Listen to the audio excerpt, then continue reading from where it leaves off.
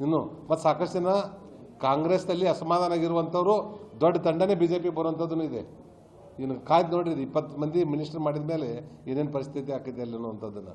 ಆ 20 ಮಂದಿ ಮಿನಿಸ್ಟರ್ ಆಗುವಂಥದ್ದು ಉಳಿದವರಿಗೆ ಮತ್ತು 20 ಮಂದಿ ಪೋರ್ಟ್ಫೋಲಿಯೋ ಹಂಚೋದ್ರಲ್ಲಿ, ಅವ್ರ ಅಧಿಕಾರಿಗಳನ್ನು ಮಾಡಿಕೊಡುವಂಥದ್ರಲ್ಲಿ, ಅವ್ರಿಗೆ ಆಫೀಸ್ಗಳನ್ನು ಹಂಚುವಂಥದ್ರಲ್ಲಿ ಸಾಕಷ್ಟು ಗೊಂದಲಗಳಾಗ್ತದೆ. ಮುಂದೆ ಬರುವಂಥ 2028 ಚುನಾವಣೆಯಲ್ಲಿ ಒಂದು ದೊಡ್ಡ ತಂಡನೇ ಕಾಂಗ್ರೆಸ್ದ ಅಸಮಾಧಾನ ಗ್ರೂಪ್ ಭಾರತೀಯ ಜನತಾ ಪಾರ್ಟಿ ಸೇರ್ತದೆ. ಸಂಪರ್ಕದಲ್ಲಿ ಇದ್ದೇ ಇರ್ತಾರೆ. ಈಗ ನೋಡಿರಿ ನೀವು, ರಿಸಲ್ಟ್ ಬಂದ ಮೇಲೆ ಅವ್ರ ಪೋರ್ಟ್ಫೋಲಿಯೋ ಹಂಚಿದ ಮೇಲೆ ತಾನಾಗಲೇ ಬರ್ತದೆ. ಅದ್ರ ಸಲ ನಮ್ಮದೇನು ಉದ್ದೇಶ ಇದೆ, 2028ವರೆಗೂ ಅವ್ರು ಮ್ಯಾಂಡೇಟ್ ಕೊಟ್ಟಿದೆ ಕರ್ನಾಟಕ ಜನತೆ. 2028 ಅವ್ರು ಸರ್ಕಾರ ಮಾಡಲಿ. 2028ಕ್ಕೆ ಬಂದಾಗ ನಾವು ಯಾವ ರೀತಿ ನಮ್ಮ ಶಕ್ತಿಯನ್ನು ಹಾಕಿ ಮತ್ತೆ ನಾವು ಒಂದು ಒಳ್ಳೆಯ ಆಡಳಿತವನ್ನು ಕೊಡೋದ್ರ ಕಡೆ ಭಾರತೀಯ ಜನತಾ ಪಾರ್ಟಿ ನಮ್ಮ ಕೇಂದ್ರದ ಹಿರಿಯರ ಮಾರ್ಗದರ್ಶನದಲ್ಲಿ ನಾವು ಕೆಲಸ ಮಾಡ್ತೇವೆ. ಈಗ 60 ಮಂದಿ ಆಕಾಂಕ್ಷಿಗಳಿದ್ದಾರೆ. ಆ 20 ಒಂದು 15-16 ಮಾಡ್ಬೋದು ಅವರು. ಅವನ್ನ 4 ಉಳಿದಿರೋದ್ರ ಬಗ್ಗೆನೇ ಅದನ್ನು ಮೂಗಿಗೆ ತುಪ್ಪ ಹಚ್ಚಿ ಅವ್ರು ಮುಂದೆ ಹೋಗುವಂಥ ಕೆಲಸಗಳನ್ನು ಮಾಡ್ತಾರೆ. ಕಾಂಗ್ರೆಸ್ನಲ್ಲಿ ಇರುವಂಥವ್ರು ಎಲ್ಲರೂ ಹಿರಿಯರಿದ್ದಾರೆ.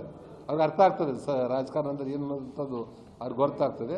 ಅವ್ರು ಇಮಿಡಿಯೇಟಾಗಿ ಡಿಸಿಷನ್ ತೆಗೆದುಕೊಳ್ಳದೇ ಇರ್ಬೋದು.